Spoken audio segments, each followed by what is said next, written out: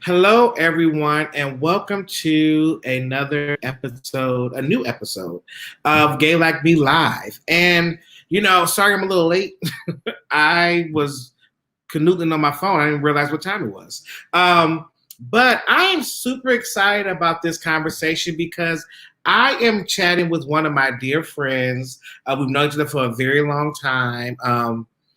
I know most of the story, but I don't know all of the story. And we're here to get all of that and learn more about him and how he became the person he is today, and um, some of the ways that he has grown into the man that he is. So that's what we'll be chatting about today.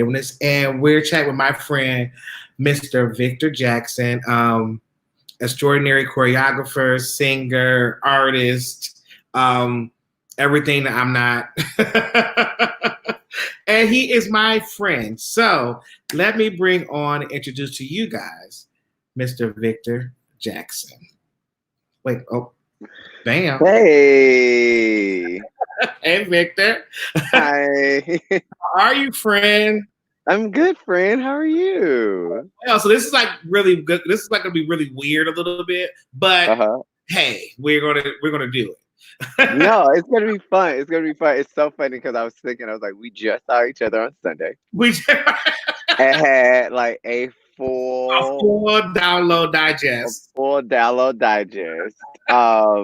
I just got a Slack notification. Could you hear that on my computer? Oh no, I can hear. Okay, cool. I'm just making sure. No, you're good. You're good. It's technically like still my work day, so I'm like, so you're still working. And, like, hey guys, I'm busy. Like, hello, you still working at 7? I am. Well, you know this about me. I don't wake up early. Yeah, which I understand. Right. So I start my work day about 10, 11. Gotcha. And I'll go until, most people do like 9 to 5. So I'll do like a 10 to 7 and 11 to 8 moment, depending on, and that's like for clients, and then jump back into my stuff. But anyway. So now this is about you. We're talking about you. So to start off my conversation, always, if you could sum up Victor Jackson in 3 words, what would those 3 words be? Black, gay, multi-hyphenate. Is multi-hyphenate 1 word or is that 2? It's 1 word because it's a compound word. Compound word. Yeah, I would say a black, gay, multi-hyphenate. You better come with your dictionary words today. Now I want to jump into your story because you are a PK. I am. Yes, which you guys do not know as a pastor's kid. So with that being said, when did you know that there was something different about you? I have my brother Vaughn. He passed in 2008, but we were 15 months apart. You knew Vaughn. Mm-hmm.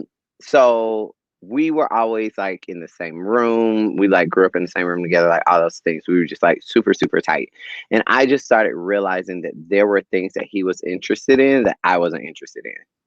Like, he loved sports. I did not like sports. Mm-hmm. He liked playing outside. I didn't like playing outside. And I don't think that like those, like my interests and my likes and dislikes are what define my sexuality. Mm-hmm. But I think that they were an insight into who I was at an early age, like before, attraction and sexual energy and all those things came into play. Just me being a softer, a softer. I didn't like play fighting. I didn't like roughhousing. I didn't like all those things. And so I think my likes and my dislikes at a young age kind of led or were the first steps on my journey of discovery. Mm-hmm. And then like once I got to high school, I arrived. So before high school, did you have a name for it before high school? Before high school, I had girlfriends. I had girlfriends all throughout elementary school, all throughout middle school. I do remember, and to the point of my dad, like being a pastor, there was a movie that we watched, and it was like a group of friends, and it was like five friends, and like one of them was just like chubby, and I thought he was cute, and I used to always like root for him. Like I knew the story. We watched the movie like countless times, but every time I watched the movie, I would just be like, guys, don't be mean to him. Like I just had like an affinity for him. Um, and so I think that was like my first like brush with an affinity beyond like friendship, or it wasn't like I wanted to be his friend. It was like I wanted to support him. I wanted to comfort him. I wanted to let him know that everything would be okay. I wanted to encourage him. Um, and so that was like my first kind of like, I guess now, like in retrospect, I look at it as like my first crush. But yeah, but then I was just like, I really like him. Like, but when did you have a name for what your difference is? Like, because it's kind of like I know I'm different, but I don't really know what this is. But when you was like, oh, that's what this is. When did you have? Yeah, that's what this is. When did you have? I would say maybe like a junior in high school. Mm-hmm. Oh, wow. Junior in high school. Yeah. My freshman year, I had a friend. We were in chorus together. I was a freshman, he was a sophomore, and we were friends. And like he was like, I'm gonna look out for you, I'm gonna make sure you good, like that whole kind of thing. And one time we were talking on the phone, listening to the Quiet Storm on V103. Shout out to Joyce Littell. And and he was like, who do you have a crush on in chorus? And I named like three girls. And I was like, well, who do you have a crush on? And he named three girls. And he was like, and then he named like two guys. He was like, and you. And I was like, oh, oh, oh, okay.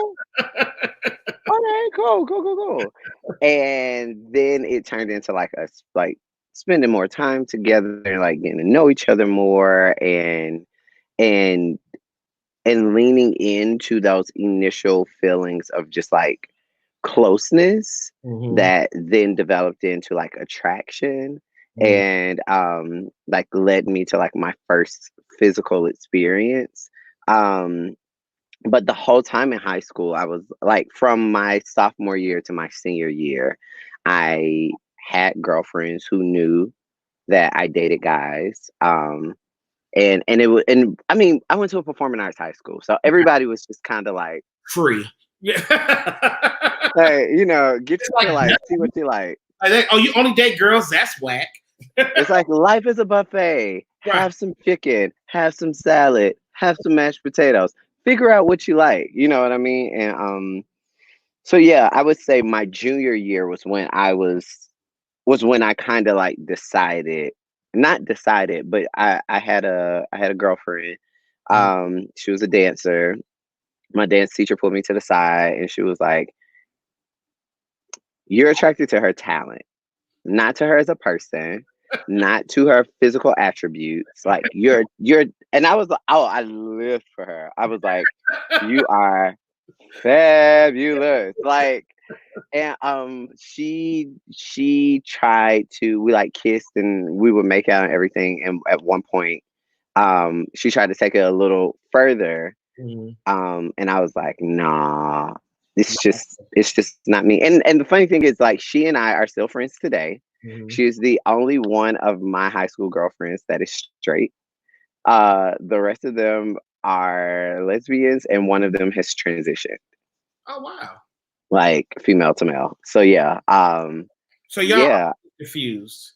Well, I think the biggest thing for me is that I was always drawn to a certain energy. Always drawn to a certain energy. That energy is a masculine energy, and it sits more comfortably in masculine vessels.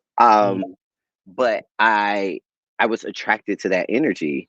And so my girlfriends gave off that energy. And that's what I still I still say like, no matter what, energy is what like rings me in first, and then I mean, you've seen the people who I've talked to at the club. It's not always a No, look. it's very vast. It's very vast, but like energy, there's a certain type of energy that I connect with, and nine times I'll say 9.999 times out of 10, that energy exists inside of a male being. Gotcha. Now, growing up as little Victor Jackson household, it having conversations with your parents now, did they see that difference in you growing up? And if so, one, how did your mom deal with it? What was your dad approach to it? I think I can honestly say both of them are still approaching it. You know what I mean? I think the more I live in my truth and the more I find out about myself, the more information I can give people about how to treat me and how to engage with me, and the level of respect that I deserve as, you know, a Black and queer person. And I don't think that only pertains to outside of, you know, outside life. I think that pertains to like family life as well. But my mom and I went out for dinner last summer, and amongst a myriad of things that we spoke about, I was like, "Hey, when did you first know I was gay?" And she was like, "I knew when I found that letter from that guy you dated in high school." I said, "No, no, no, no, no, no. Not when did you get confirmation? When did you know?" And she said that when I was 2, um, she took me to the pediatrician, and she asked the pediatrician to like check to see if I had been like molested or fondled, or like, you know, if they saw like any signs of like trauma. And I was like, okay, why? And she was like, she said, I had a lot of shoes, I had a lot of clothes. But there was one pair of red pumps that I had gotten from Macy's. And when I brought them home, you were immediately drawn to them. Like you were immediately, she said, I would wear them around the house. And she would make sure that I didn't wear them when my dad came home. But when my dad wasn't home, she was kind of just like, you know, wear the shoes. Right. And then I was like, so what, you know, what happened? And she was like, I told the pediatrician that story, and she was like, you know, you would sit down when you used the bathroom, whether it was one or two, and all those things. And I was like, well, what, you know, what kind of conclusion did you come to? And she said the pediatrician told her that I was only doing that because I was spending the bulk of my time with her.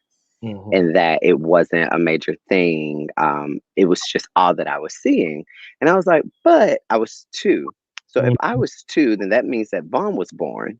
That means that Vaughn was around as well. And Vaughn wasn't doing those things. And she said, I know. That's why I was like, it has to be something different. And I was like, well, Mom, this is why. Like, you know what I mean? And now, you know, now we have conversations about it. I've been, you know, this, but I've been like staying with my parents during quarantine and everything. And so it's opened us up to a lot of conversations because I've been on panels and I've been doing IG lives and I've been doing all of these things centered around my Blackness and my queerness. And, you know, my dad could walk by and I'm like, you know, and as a Black gay man in America, you know what I mean? And so I think it's good because I think a lot of Black parents' initial fear is that if my child is gay, then they are going to die from AIDS. They're going to get beat up. They're going to get killed. You know, if my child is queer or trans, like those are the things. They're going to be Black and something else, and it's going to put them in danger. And so my parents being able to see me thrive and live and work. Stop. I'm sorry. I'm like, why are you going off? Chill out.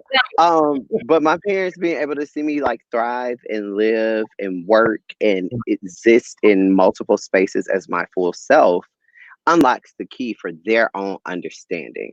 I like to say acceptance. I'm not here for I'm not here for people's acceptance. I'm here for people's respect. And as long as you respect who I am, I'm good.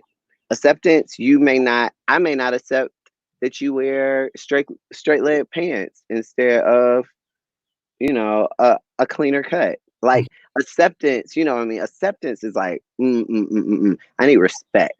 I need respect. I need equity in spaces, and that is what I'm about. Like if you can come into the space with respect and equity, then cool. However you feel, I hope that at some point in your life journey, you come to like a level of enlightenment and understanding, but I can't force that on you.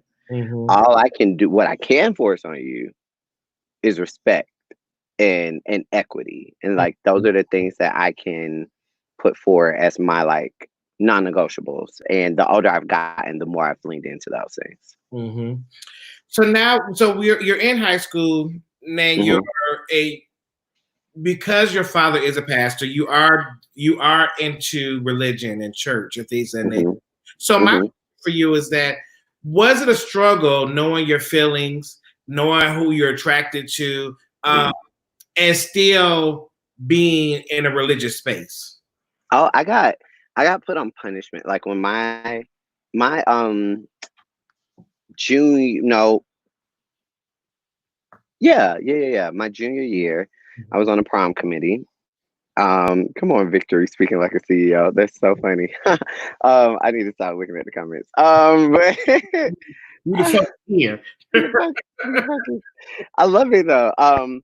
But yeah, my junior year I was on a prom committee because gay, and I wanted to decorate, and I was dating a guy, and we had established that that was going to be like our first time that night, and my parents are like, "You are going to prom. You are coming back home. Like, don't go to Waffle House. Do not pass go. Do not go to a party." And I was like, "Okay, got you."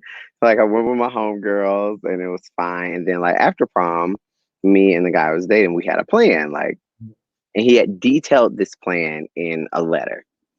He wrote the letter. So my parents weren't at home before I went to prom. And I told them, I was like, "It's my junior year. Don't worry about it." Mostly because I knew I was like working during the day. I would come home, I would change, and then I would go back to prom. So I was like, it's not going to be a lot of pomp and circumstance. So I was at home by myself as I was like getting ready for prom, and I read his letter, and I was like, yes, oh, it's gonna be so great. And ripped it up, flushed it down the toilet, left the house, went to prom. Right. I'm at prom, I'm having fun, I'm in my suit. I had like put rhinestones on my suit to like, again, gay. But like hello, the name of this show is Gay Like Me. Right. But, like put rhinestones on my suit. I'm gallivanting. People are like, "Oh, prom looks great." I'm taking all the credit for it because Leo, and just living in my, my gay Leo moment. And then somebody comes up to me and they're like, "Oh my God, your parents came to prom to see you. That is so sweet." Like, oh my God. And this is at what is that? Is that Sheraton? Like right across the street from Lennox, like on the side of Lennox. So it's there. So you know where my parents live. Yes. You know where that hotel is. Yeah. It's not an easy drive, you guys. It's not an easy drive. She's not cute. She's not cute. Derek's salon is maybe 10 minutes south of that salon and of that hotel. And my mom will always be like, "Oh my God, it's so far. I gotta go to Buckhead." Right. So like for them to come, it's like I was like, "Nah, my parents ain't here. It must be somebody who looks like my parents, like blah blah blah blah blah." But I was in like musicals and everything, and my parents would always come to the shows, so I knew that people knew what my parents looked like. And so I go to Jarvis and I'm like, "Hey, oh gosh," I go to say your name. There are a million Jarvises in the world. I go to him, I'm like, "Yo, my parents are here. I gotta like, we need to go." But where the ballrooms are in that hotel, it's the top floor. And it's one elevator to get up and go down. So I was like, if they're really here, then we gotta like bob and weave and get out. And so I start walking around saying bye to everybody. Boom, boom, boom, boom, boom. As I'm saying bye to everybody, my parents walk up. They're like, "Oh my God, you look so great." Boom, boom, boom. We're here. You don't have any plans after prom anyway, so we can take you home. And I was like, "Mm, I'm okay. Don't worry about it. I'll get home." All Mhm. my friends, like my homegirls who I had rode to prom with, they all live like 5 minutes away from my parents' house. I was like, "I'll be fine." And they were like, "No, we insist, we insist, we insist." And just black parents, you're not gonna cause a scene. You're not gonna be like, "No, I'm not going. I'm not going." Right. Woo. Like I was like, okay. So my homegirl, I was like, let him know my parents came. There's nothing I could do. I went home. Right. Next morning, I woke up. My mom, this is now Sunday morning. My mom wakes me up and she's like, "Hey, hey, hey, um, come into our room. We need to talk to you about something." And I'm like, okay. She's like, so I come in the room, they close the door. They're getting dressed for, we're all getting dressed for church. Mhm. And my mom was like, "So what were you gonna do after prom?" And I was like, "Nothing. Y'all said I couldn't do nothing. So it's coming home." I might have went to Waffle House, to get something to eat. But other than that, like I was coming home. And they were like, "Are you sure that's all you were gonna do?" And I was like, "Yes, yes. Why would I do anything else?" And my mom reaches under her pillow, pulls out the letter. It did not flush down the toilet. When they got home Saturday night, she saw it in the toilet. So she took it out, dried it, And put it taped it together, read it, and then they came to get me. I was devastated, petrified, back. frightened, all these things, like all these emotions at one. And as a result of that conversation, they put me on punishment. And a part of my punishment was I couldn't sing at church. Mm. And out of everything that went along with my punishment, like I couldn't stay after school anymore for rehearsals. I had to come straight home. I couldn't talk on the phone, like boom, boom, boom, boom. Out of everything that like really, really hurt me, I mean, out of everything that they said, what really, really hurt me was the fact that I couldn't sing at church. Mhm. Because that was like my way of connection, like of connection to God. Mhm. And so it was like because of who I am, my route of connection is being taken away from me. Well, And he was being sneaky. well, no, I was being sneaky, but I think I was being sneaky, but I think Mhm. what it wasn't the sneakiness That guy. that I was told I was being put on punishment for. Gotcha. It was the queerness that I was told I was being put on punishment for. And if the sneakiness was what was expressed to me, then maybe I would have taken it differently. Mhm. But it wasn't what was expressed to me in like very specific terms. Mhm. And so that really like sat with me for years. And it wasn't until I was like 29 and moved out to LA and started attending a church in LA that I actually like came to a level of resolve with that. And now like I live in Atlanta. I don't go to my parents' church. I go to a different church, a church that posted Happy Pride Month 2 days ago. It's not a gay church. Nothing against those, but I feel like the world is a world made up of all different people from all different backgrounds, gender identities, sexualities, and so I believe that that's what heaven will look like. And Mhm. so when I go to worship on Sundays, I want to worship in spaces that look like heaven. And so it was a journey. It was a long journey. I mean, that prom situation happened when I was like 16, and I didn't really come to a point of resolve until 29. Mhm. So it was like almost a decade of a journey of questioning God, Jesus, my faith, church, traditions, like all those things. But now, I'm 34, I'll be 35 at the end of this month. Woo woo. And I'm really, really in a place where I know that my queerness and my righteousness are not exclusive, that I can be queer and I can be sacred um, at the same time. Mm. And drink a little wine. Mm. So when would you say? Because I remember when I first started doing when I did my Gay Like Me documentary, and I had people say their name and say they're gay, and a lot of the men really didn't feel comfortable. Well, a lot of the queer people in general, men and women, they didn't feel comfortable saying, "Hey, I'm Derek J and I'm gay," because you never really said it. Yeah. You just exist. You just existed and you just don't say it. So for you, when did you get comfortable being able to say it? When I started seeing little Black gay boys, I mean, I've done TV, as you have done TV. One of my first reality shows was with you, and so as I started doing TV more, and social media was progressing as well.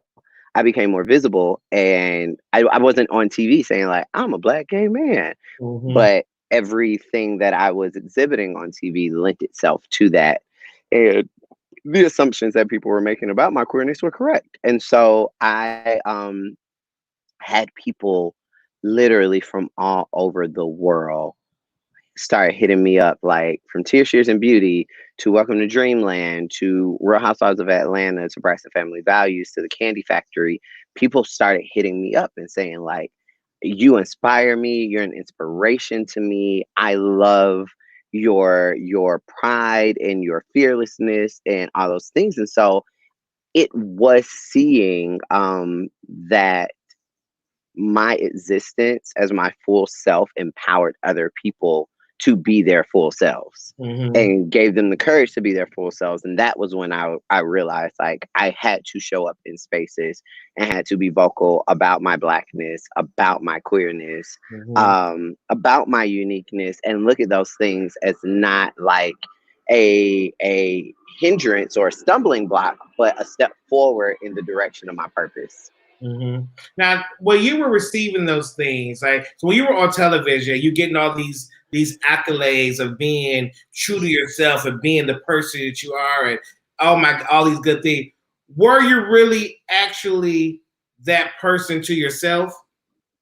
If I'm asking that correctly. I hear what you're saying. Yeah, I hear what you're saying. I would get all this. I'm like, really? I'm still trying to figure this shit out my damn self. Like, I'm not in my whole comfortable self just yet. And if I'm giving you all, I'm not even there yet. So for you in the space that they felt you were in, were you in that space during those times? I knew that I was gay. I knew that for a fact. I was no longer in the place that I was in, like when I was in high school, where I was like, do I want to be with this girl? Do I want to be with this guy? What am I trying to figure out? Like, I had come to the point on my discovery journey where I knew for sure that I was gay. Was I at the place where I was always in spaces, or I was always emboldened enough to like show up in spaces and say, hi, I'm Victor Jackson. I'm a Black gay man. Not so much, but I also don't think that I was ever in a space where people thought otherwise. Right. You know what I mean? Like, I felt like whenever I presented myself in the space, people were like, oh, okay. And everything that I did confirmed their hypothesis. And so, but I think a lot of times we don't give ourselves credit for being in the beta stage, being in the stage of discovery, of experimentation, and what that looks like. Because no matter what, even like right now, today at 7:30 p.m. on Thursday, July 2nd, I'm still learning things about myself. That doesn't mean that I cannot release a version of myself to the world where I am right now, because that's what apps do. That's what websites do. That's what product development does. Like, all those things teach us that that's what you do. You put a little something into the, zeitgeist, and you see how it performs. Me saying out loud 10 years ago when I first appeared on Real Housewives of Atlanta in a rehearsal studio with Candy, hey, I'm Victor, I'm your choreographer, and I'm Black and gay. Did nothing. It would have done nothing. It wouldn't have done anything. Me advising Candy and producing a Pride rollout for June 2020 has done work. You know what I mean? So being true to yourself doesn't always mean that you have to walk around with a megaphone, but it's in your practice. It's in your movements. It's in you, it's in how you show up in spaces. And sometimes how you show up in spaces is all the information that needs to be had for progress to be made. Now, have you ever? Are you because you? We both we both been on our journey together as far as entertainment wise. And we really came from we were just living our regular lives and got thrown into a different space. I mean, I came with you to a birthday party and got thrown into a different space. So yes. So we're just thrown into a different world. So for you, a lot of gay Black men have a lot of animosity and or fear towards straight Black men. Did you have any experiences in your life to have you be at that point? And how is your experiences with straight Black men? I think like my initial experience was with my dad.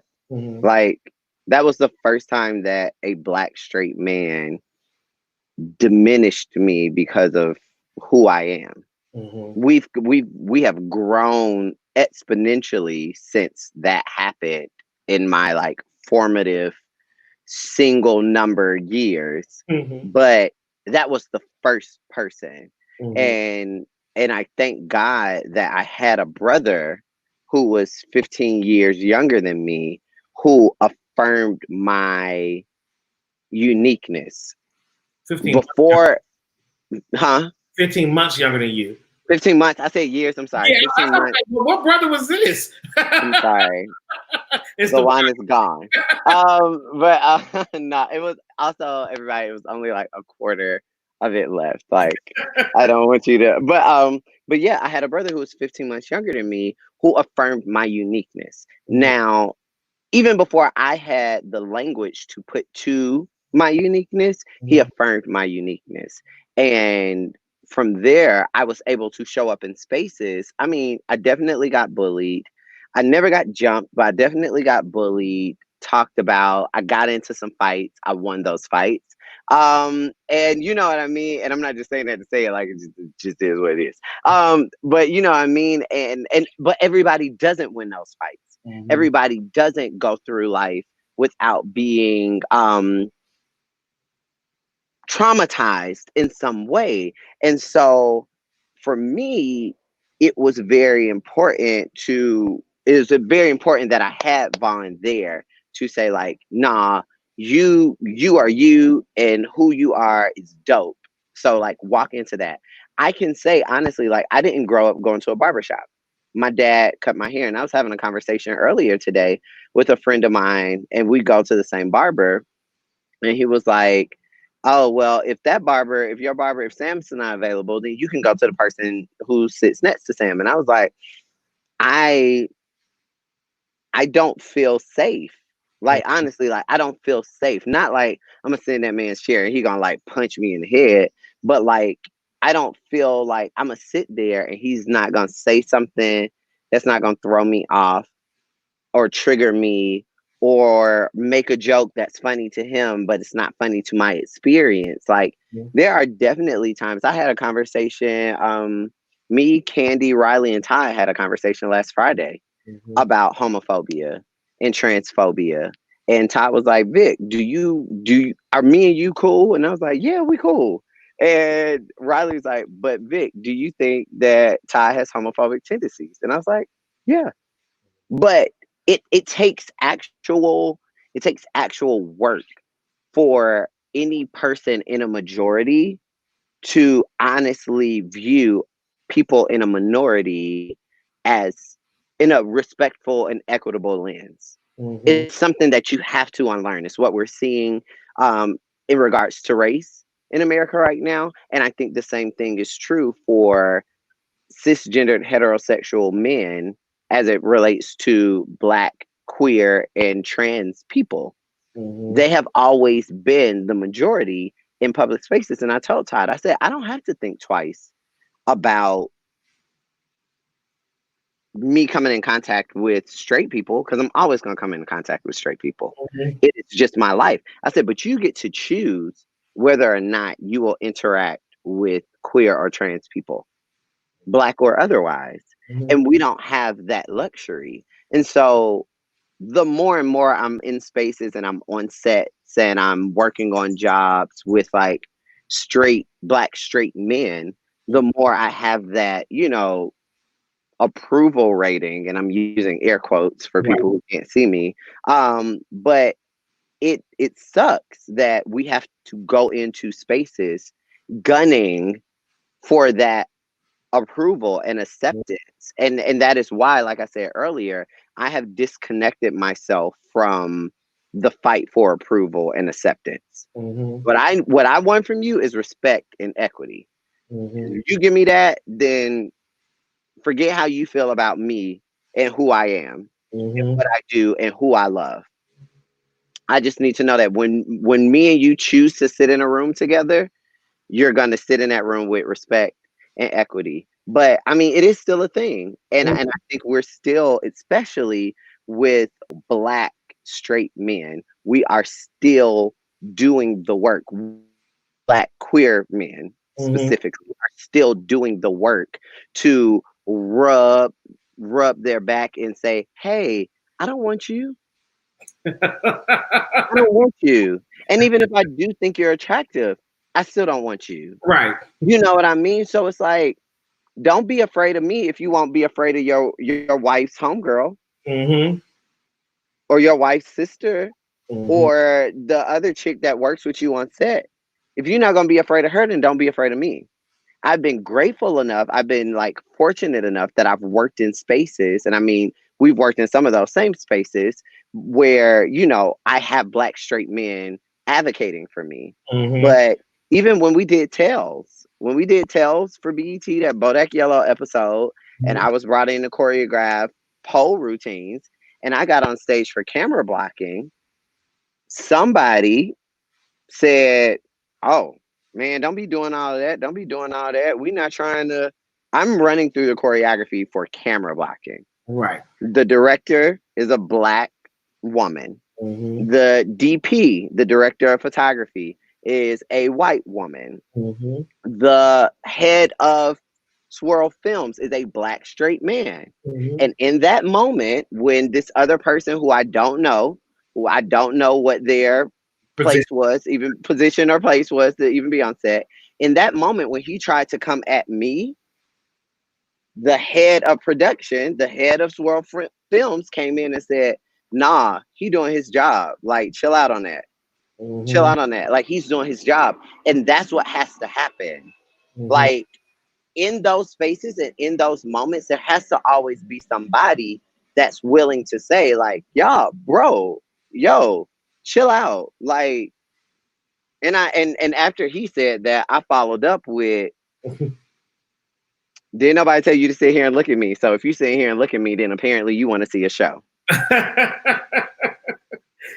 For me, I still find it like it's always still weird. It's always still a weird interaction, even with the straight men I do know.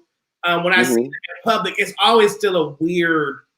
I don't know. It's like, am I hugging you? Am I shaking your hand? Are we dapping? Like, what is the?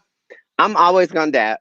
Well, I think so too. But everybody want to hug me, and I'm just like, is the hug that I'm just so.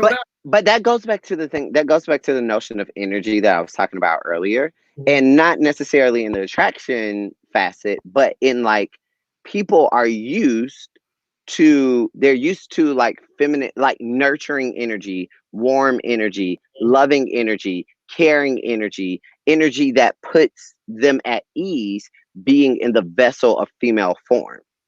So when that is in the vessel of male form, some people, some cisgendered straight people, are able to connect with the energy, and they want to embrace that energy because that's the way that they interact with that energy. I had an artist one time, and I was like, "Hey, bruh, like I know we cool, and I thank you for that. I thank you for like how you receive me in my blackness and in my queerness, but like don't treat me like you treat women."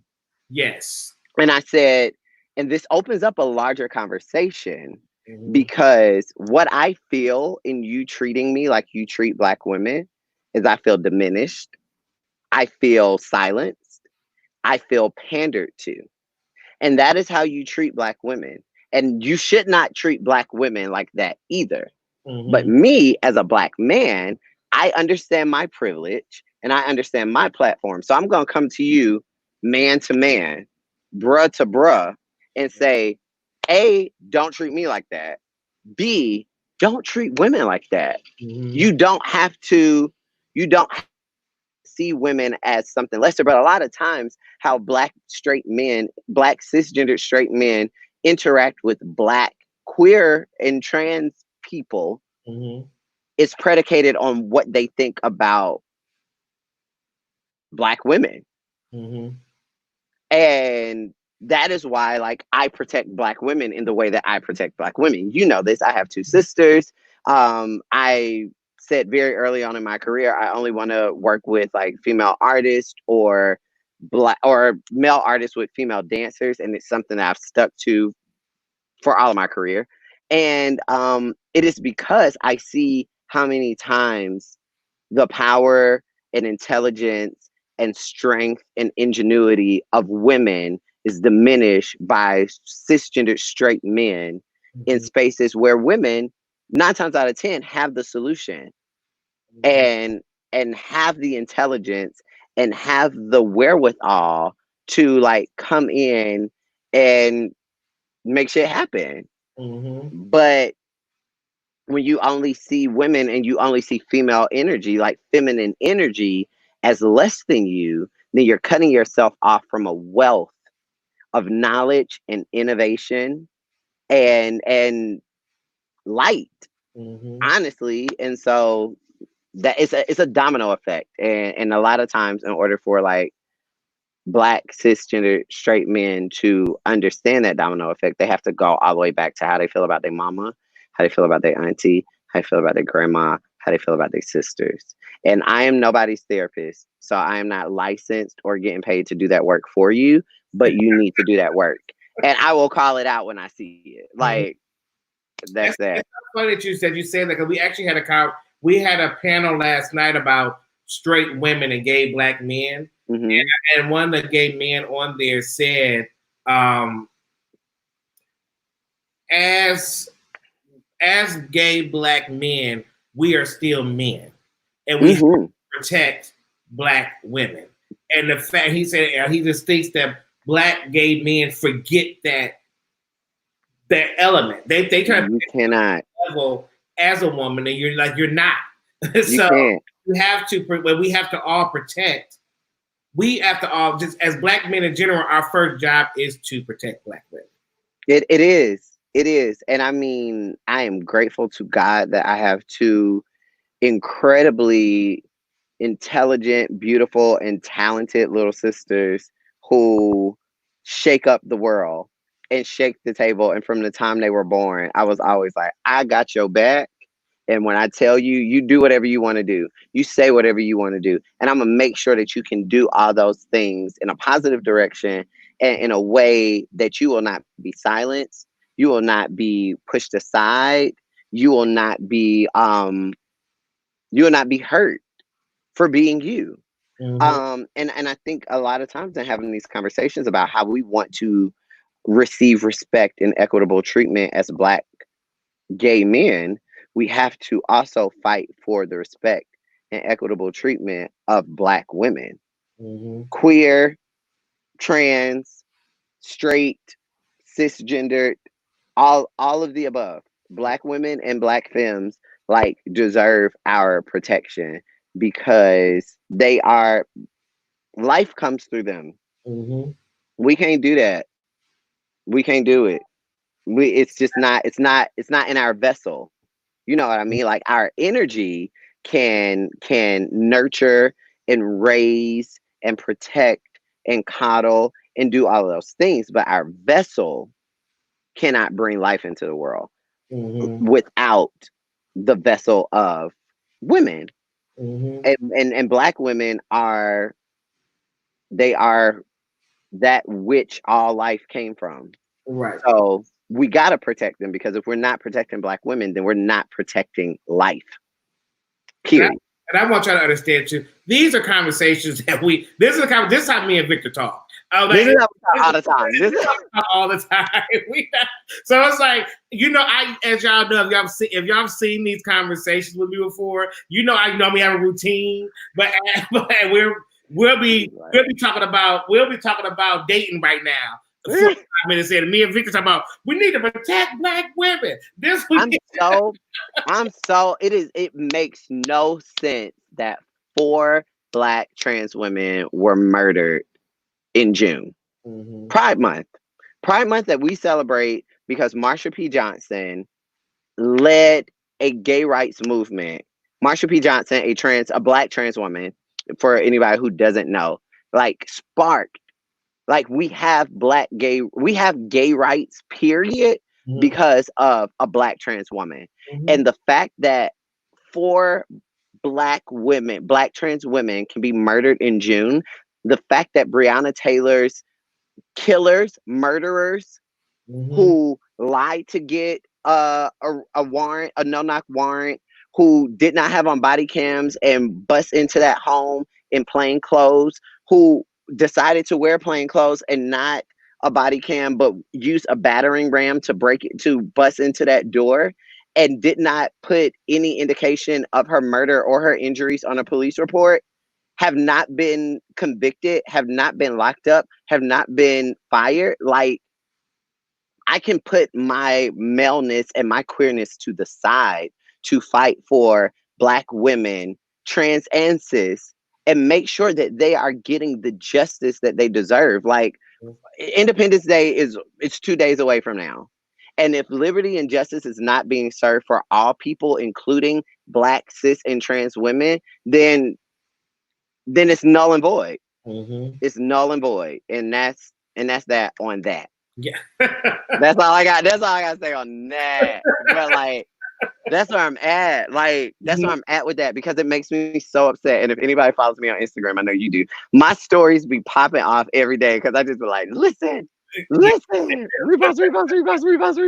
Because it makes me so upset, because I look at Breonna Taylor and I think about my sisters. Mm-hmm. I look at Nina Pop and the other black trans women who were killed in July, and I think about in June, and I think about my friends. I think about people who I have riveting conversations with, who have so much to offer the world, who have so much beauty and intelligence and strength and tenacity and ingenuity to offer the world, and they are being killed, and they are being stolen, and they are being raped, and they are being trafficked, and these cases are going cold.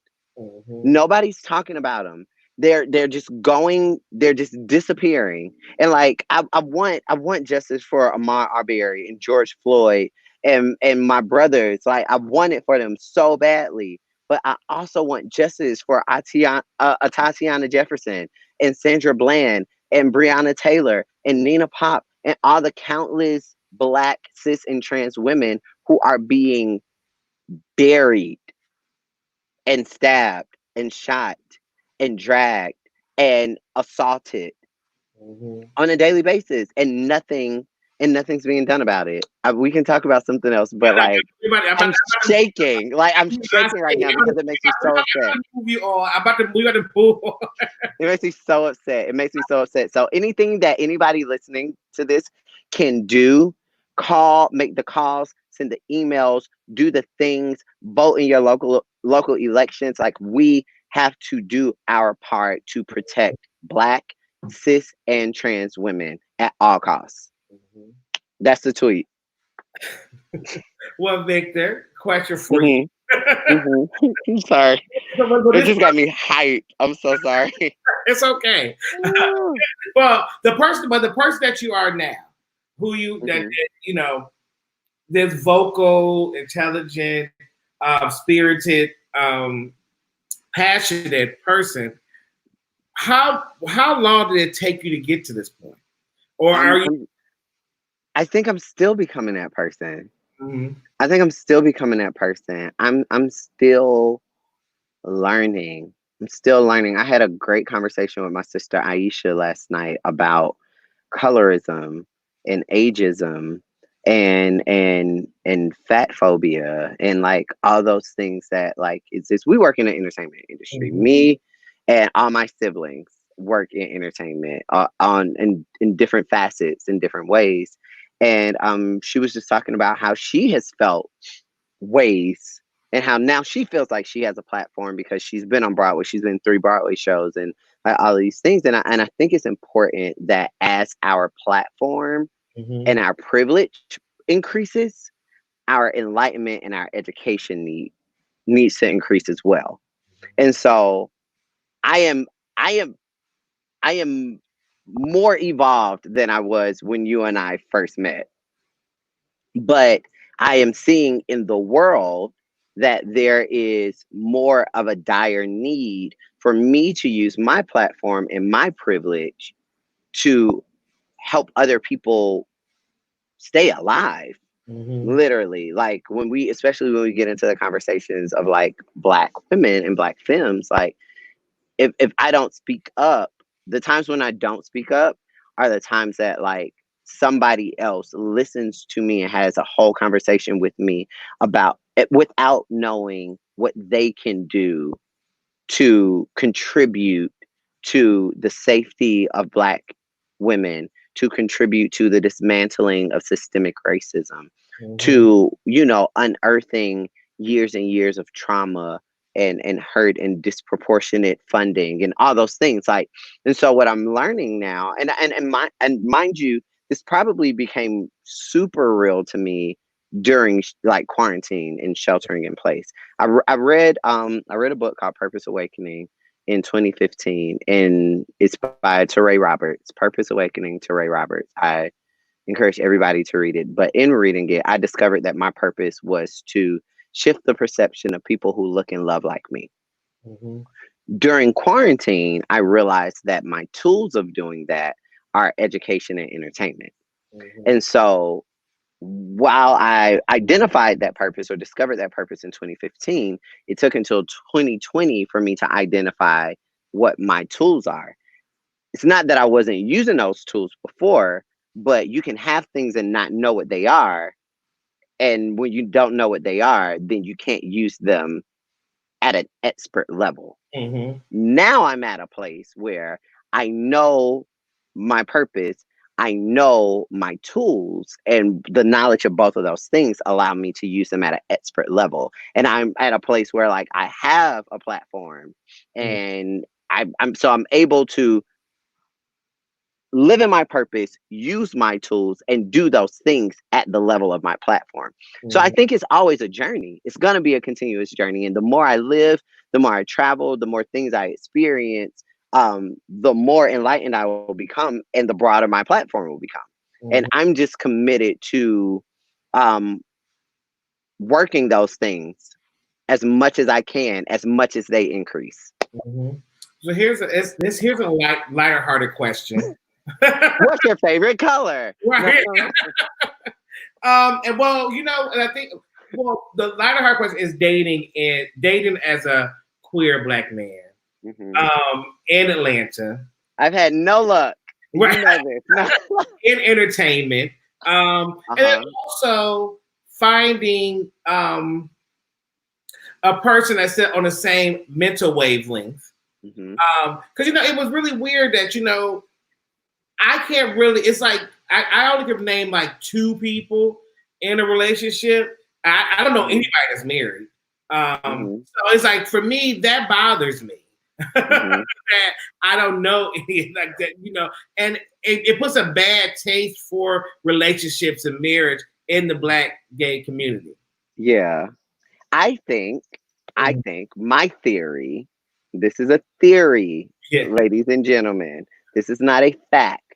Mhm. This is a theory based on my on the job experience of being a black gay boyfriend. I think that for me, from my personal experience, once I identified and started leaning into my queerness, um, when I did that, when I was in high school, early 2000s, um, there was no Marriage Equality Act. And Mhm. so I went about life like, okay, I am gay and I will date men and I will be in a very, very long relationship with men, but Mhm. I will not be able to get married. And my grandfather, after he and my grandmother divorced, he had a common law marriage with a woman, with a white woman.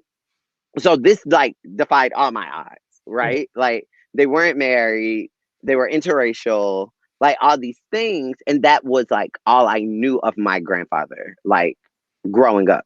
Mhm. When I met my grandfather as a child, he was in a relationship with a white woman and they were not married, but they lived together and they had been together for years. Mhm. And so that kind of unworked some of the like conventional thoughts that I had around marriage. But I also grew up in a house with two, with a heterosexual couple who were influential in church, and all their friends were married and straight. And if their friends weren't married, then they wanted to be married. Mhm. And so I had all these conflicting ideas. It's like, okay, so if I'm gay, I can't legally be married, but I know because of my grandfather and my grandland, I can be in a long term domestic partnership. But from what I've seen through my parents and their friend group, everybody wants to be married. Mhm. And so I was on this path of like super long term relationships. You know this, my longest relationship was off and on for a decade. And then 4 months after that, I got into a 3 year relationship. And then after that, coronavirus happened. And God, because right. my friend, you guys, is a codependent relationship person, and he's learning how to get out of it. And you know what? I had a conversation with my mom and we were talking about like the breakdown of my last relationship, and she was like, well, what happened? And I said, well, Ma, I think I've gone through life feeling like I can't be fulfilled if I'm not married. And Mhm. I said, this is not you and Daddy's fault. You and Daddy never told me if you're not married, then you can't be happy. Mhm. Nah, child, not damn Rona. Rona did exactly what she needed to do.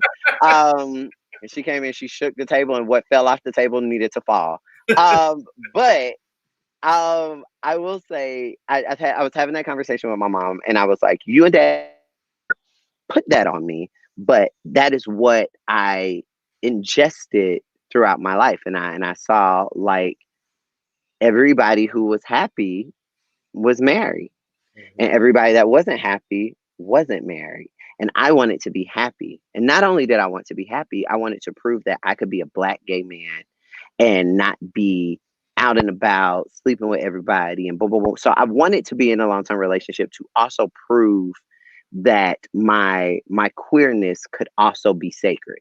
Mhm. And my mom said, "Oh no, don't do that."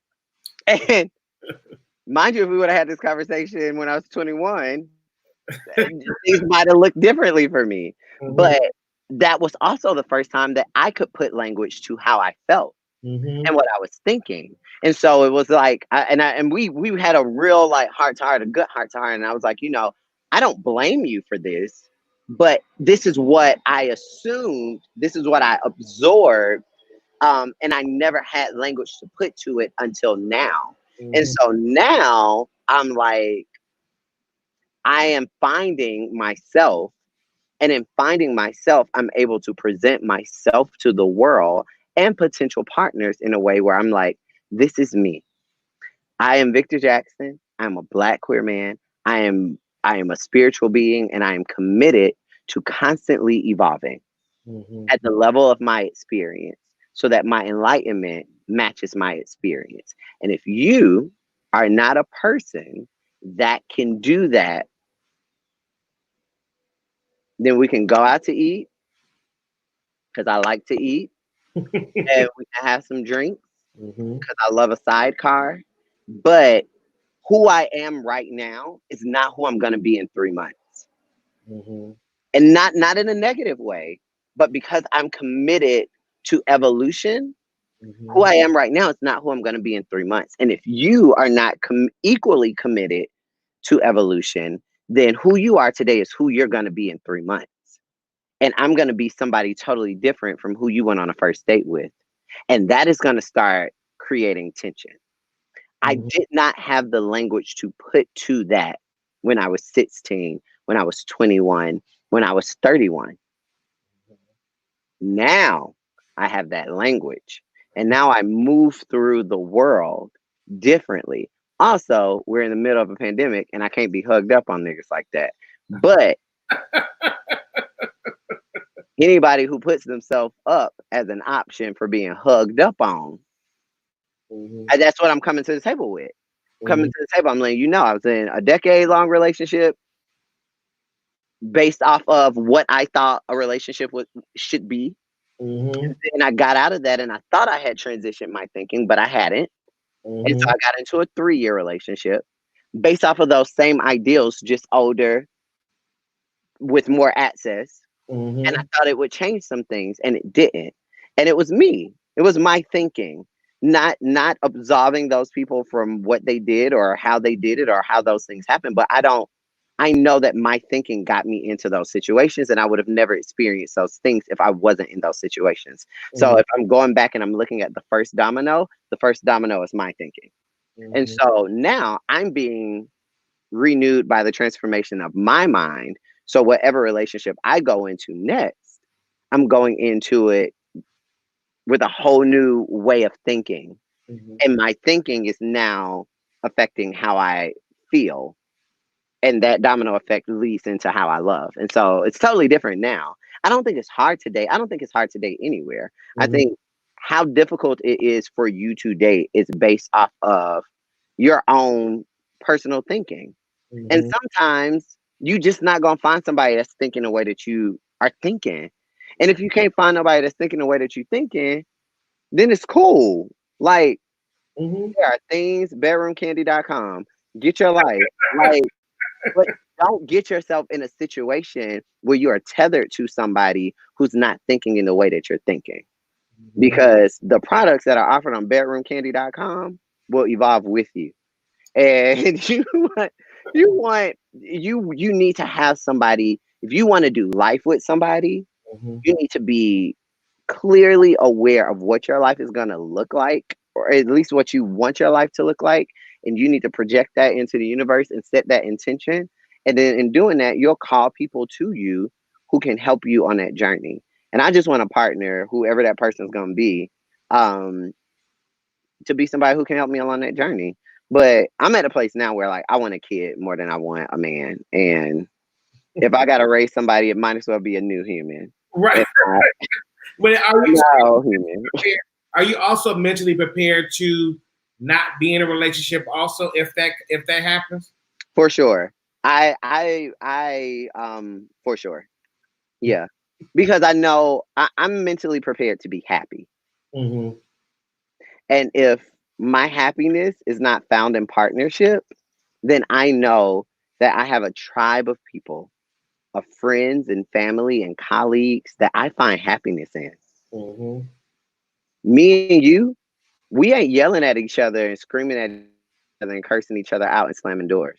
I'm not doing that with my mama. I'm not doing that with my daddy. I'm not doing that with my close colleagues, my close clients. So if that's not happening with me and them, then there's no space for that in my microcosm. We may disagree on some things. We talk it out. We may feel a way about something. We take a break. We come back to each other. We say how we felt about that thing. The singular time that you and I fell out, it was because of a nigga. Yes, and that's what I was going to actually talk to you. But we'll talk about, and it's about. Because I think when people talk about friendship, and we all want to talk about the good about friendship. We never talk about the bad that happens in friendship. And you know, we did go for a time. I met Victor when you were turning was it 19 or 8? I was turning 20. 20. Yeah, so I want to say 20. Yeah. So I've known Victor for 15 years. In our 15-year span, we've had one falling out that lasted about 2 years. And it was and it was actually during a time that I actually needed my friend, because it was during my it was during the time of my stint on Fashion Queens. And I didn't have a person in my space that knew me like Victor knows me. But you know, we didn't talk. Like it was just like a one day we were talking, and then the next day we just lived in the same condo building. We lived in the same condo building, and we just didn't talk for 2 years. And when we saw each other, it was a little. We were always cordial. It was never a bad thing. Because we are still ladies. Yeah, yeah. We are still sophisticated ladies. But the most important thing, which I can say, that what I loved about our relationship, is that we sat down, like you said, we talked about it. We talked about it. We said, "Hey, this is how I felt." He said, "Well, hey, this is how I felt," and then we figured out the common denominator in the conversation, and you know, we were able to work it through. And I think a lot of us just don't do. Go ahead, man. And I think I also want to say, thank you to whoever said I'm handsome. Thank you. I think it's also important in telling this story that we acknowledge the Black women who sat us both down. At separate junctures. 2 Black women who sat us down and said, y'all gotta fix it. It was a random time in New York and a random time in LA. Yeah. And those 2 women, strong Black opinionated women, sat us down and was like, nah. And both pointed at the culprit and was like, you gonna let that person ruin this? Nah, don't do that. Don't do that. And it's nothing against that person, but it's just the space that he was in at that point. And so that is why now I am so adamant, and it may be one of the reasons why my last relationship went down the drain, because I was so like, nah, you can't come for my friends, you can't separate me from my friends, me and my friends are my friends, and we've been through this, like, and it's why now, like, I actively look for people who have I'm not gonna respond to that just came up. Well, I will respond to this. That's not true. Coyote Cage. Oh, no, Coyote just be talking, child. Okay, I just want to make sure that I say that. But and hey Tracy, because that is a Scorpio queen. I'm surrounded by Scorpios, y'all, and I love them. And I don't know what my life would be without Scorpios. I honestly, at this point, I just say it. I just admit it, I receive it, and that's that. But it is how now I go into like relationship. I'm looking for people who have friends. I'm looking for, I want to know who your friends. Let me meet your friends. What you do for your friends. Are you the only voice of reason amongst all your friends? Because that's the other thing. Like me and all my friends, me and all of y'all, we all call each other and we be like, now listen. What you think about this? I'm gonna send you a picture. Look at this. Read this for me. Boom, boom, boom. There is no one person who lives as the monarch of this. Like, we are community. We are a tribe, and we're all in this together, and we celebrate each other in the ebbs and the flows. Like, and so that is now really, really important to me, because I want to make sure, like, my parents' friends growing up, my parents weren't falling out with their friends. My parents had the same friends from the time I was born to now. They still come over to the house now. And anybody that did fall out, I didn't know about it, child. You know what I mean? And I want to build friendships with people who can meet my kids, who can meet my kids, who can love my kids, who can say, "Oh, child, your daddy used to be out and about in the clubs, and he used to wear this, and tell your daddy he can't tell you not to do that. Does he remember when he used to?" Those are the types of friends that I want. Like those are the relationships that I'm trying to build in my friendships. And so for me, I've come to the conclusion that like I don't need a man to have a baby, but I want my friends to be in my children's lives. And so that's where I'm putting my energy now.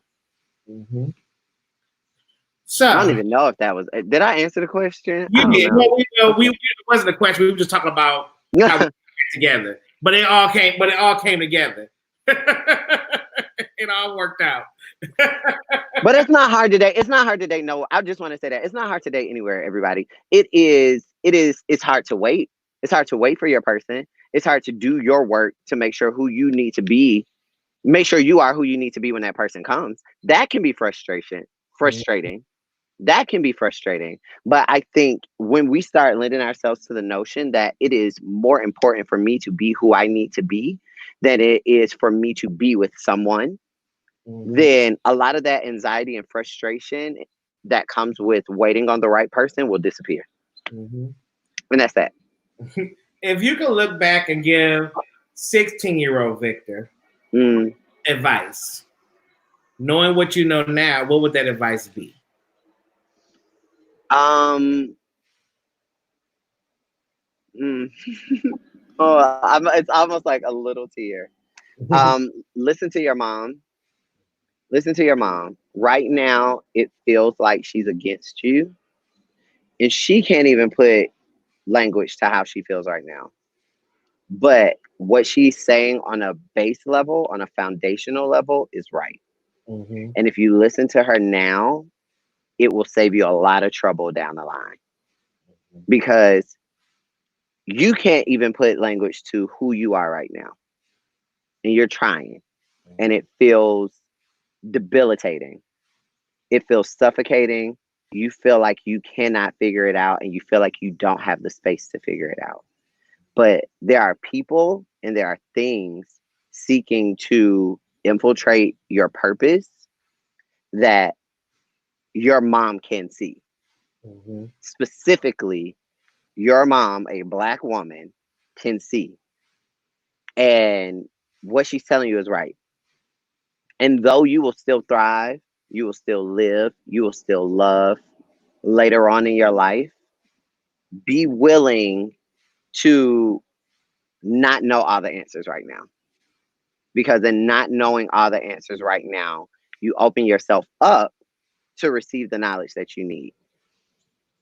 And that's what I would say to my 16-year-old self. And Jennifer is asking me to ask the same question. Because and actually, I'm gonna talk to you about something else too when we go off here because I got something here. Okay, I got you. It's all over the place, but we got something here. We gonna talk to our mamas. Let's talk to our mamas. What would I say to my 16-year-old self? You know what? I would say that everybody that's nice to you is not your friend. I would say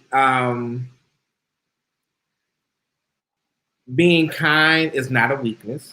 My God. Yeah, that's the tweet. Yeah, that's the tweet. But I would tell myself to learn how to work inside of my kindness. Yeah. And I think that you need to write that book. Write that book. I'm right. It's in the works. Write that book. But that's I think that was my biggest regrets. I would say in my career is people. And just allowing people into my space that doesn't belong to my space. You know, protecting my space. Not understanding what that is. Also,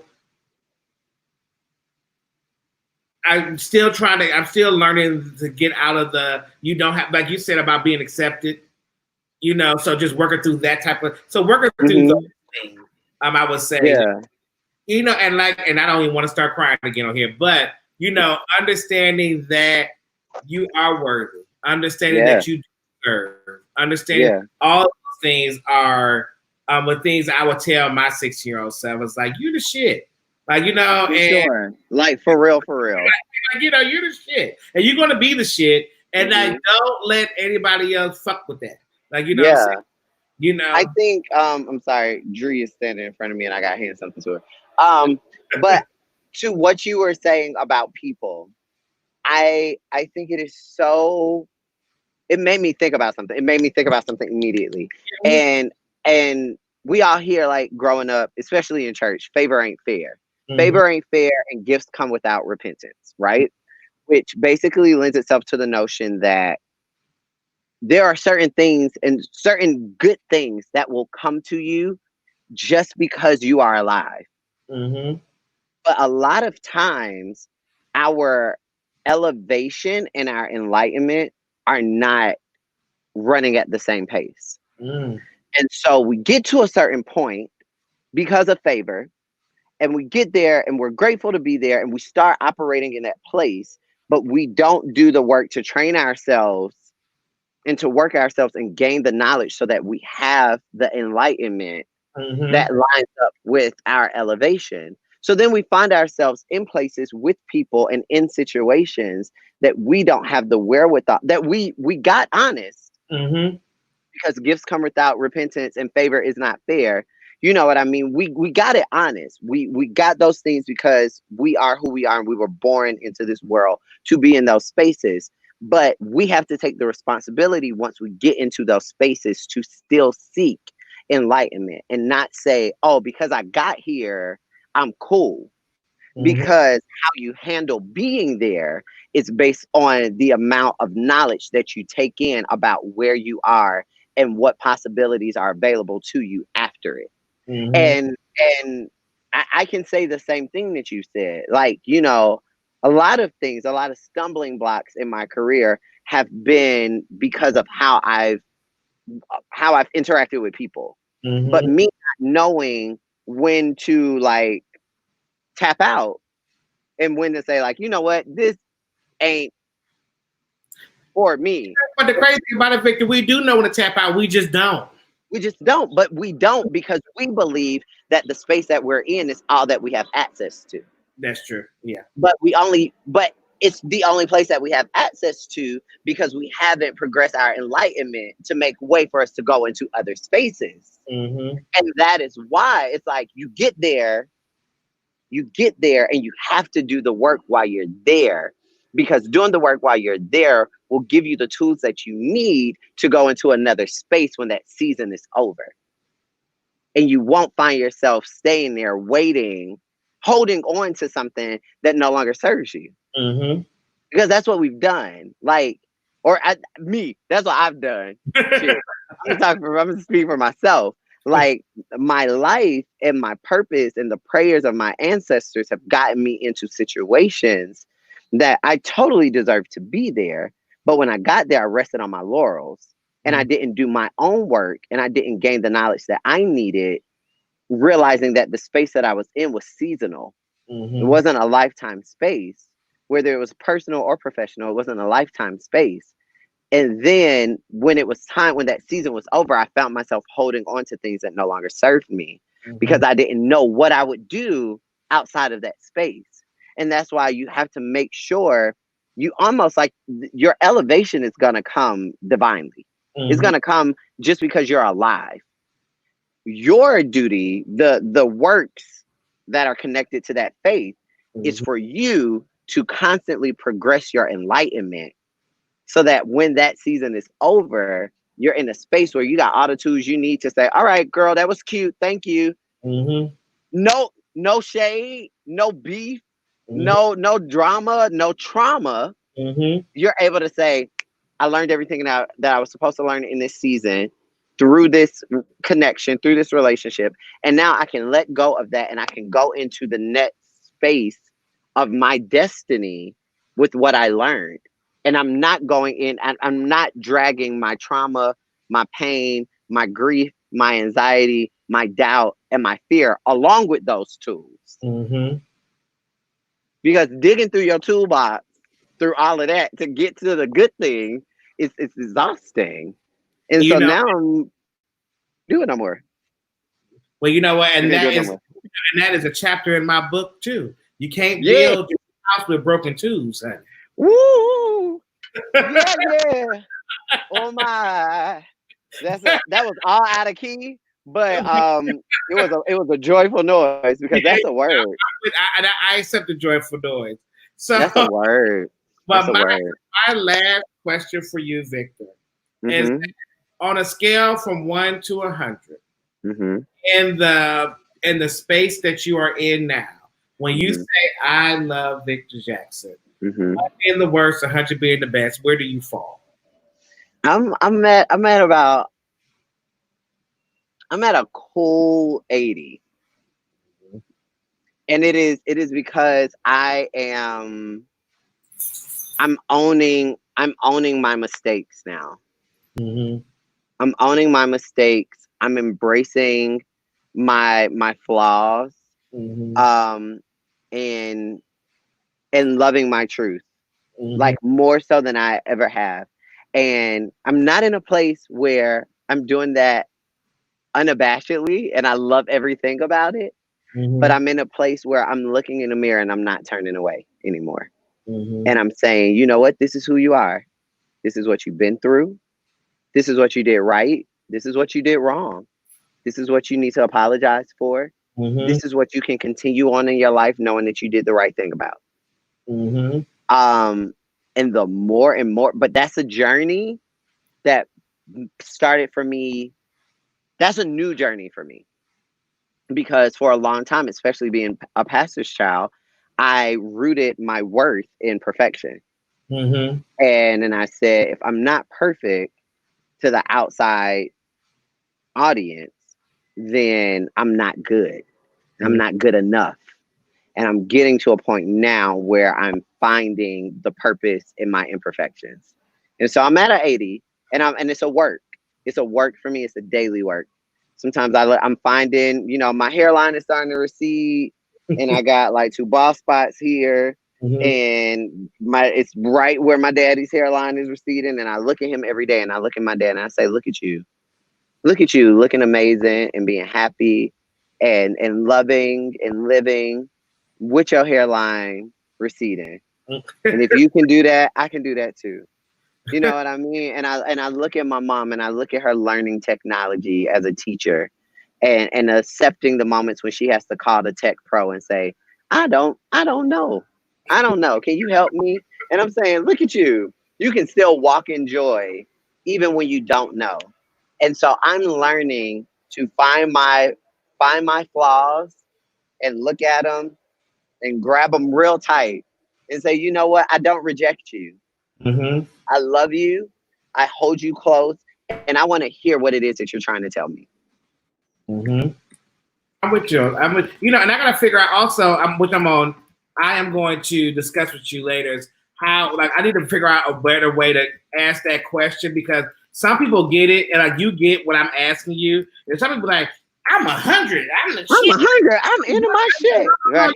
You're not understanding what I'm asking you. That's not what I mean. That's not what I mean. I think it's about self-love. It's about self-love. It's about self-awareness and self-love. Because true self-love is born out of honest self-awareness. And it's a lot of times where somebody just said the mirror perspective. Me and my sister were having that conversation last night about certain people being mirrors to us. But we can leave those people. We can shut them out. We can cut them off. We can unfollow them. We can block them. We can delete their number. but you can't unfollow, delete, and block yourself. Mm-hmm. And at the moment that you're willing to look in the mirror and you say, you know what, self, girl, you the shit, but you also a trip. And we need to pull this together. That's when you can really start loving yourself. Because I'm not here for surface love anymore. Mm-hmm. I'm not here for love based. And if I'm not here for that type of love for somebody else, like outside of me, then I'm not going to accept that type of love inwardly either. I'm with you. So before we go, this lighting just got really good. Huh? This lighting just got really good. Like when the sun set a little bit and the green light came in, and I'm just, I just got to make a. There's one more thing we have to talk about, Victor. What's up? I mean, we talked about a lot of things. We did. We didn't talk about the artist in you. I tried hard to keep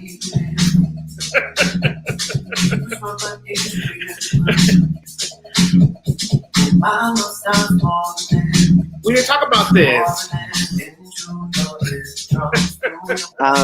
Somebody just asked for that can follow me on social media. You can follow me in my Cash App. No, I was just saying. No, my Cash App is the same handle as all of my social media and also my website. So at Mr. Glamrock Sold, MrGlamrockSold.com. $, Mr. Glamrock Sold. All those things. But yeah. It's Venom. Like, come on, sir. I mean, we talk about so many things. So yes. Mm-hmm. Venom is my current single. Mm-hmm. Actually, you get an exclusive. The pre-order for my next single, He Belongs to the City, drops tomorrow, July 3rd. July 3rd. It drops tomorrow, July 3rd on Spotify and Apple Music. Mm-hmm. So you can pre-order my new single, but the single that's out right now is Venom. You know this. The listeners may not know, but when my brother passed in 2008, I stopped singing. And I told God, I was like, yo, I need a break. Me and my brother sang together. My brother played drums. We had a gospel singing group. I discovered music alongside my brother. Mm-hmm. And so when my brother passed, I had survivor's remorse. And I was like, I can't pursue music without him. And so I stepped away from music for 7 years. I started working on music again when I turned 30. I put out a single called Bus of Love. It was really great. It was very therapeutic for me. It wasn't my best work, but it wasn't my worst work. And it was a stepping stone in the journey of my purpose. And so Venom, when Venom came out, that was the first time that I felt like I heard myself on a record. It was the first time that I worked with a producer that I felt like accepted me in the fullness of my Blackness and my queerness, and vibed with it. And he's a Black straight man, but like vibed with it and didn't see it as a hindrance, but saw it as help and hope and leaned into it. And so I love Venom with all my heart. I put it out last year when I was on tour with Candy for Welcome to the Dungeon. And she loved it and she played it all the time. And I was so surprised. And it was when I was affirmed as a writer as well. And so from there, I was inspired to write He Belongs to the City, which is I like to say it's a queer romantic comedy bottled up in an R&B groove. And it's good. And so yeah, pre-order starts tomorrow. Venom is where I was. Mm-hmm. He Belongs to the City is where I am. Yeah, so yeah. Victor, my friend. My friend. Thank you so much for being here with me. Thank you for having me. Yeah, stay right here. Don't go nowhere. I'm gonna drop you down, okay? Okay.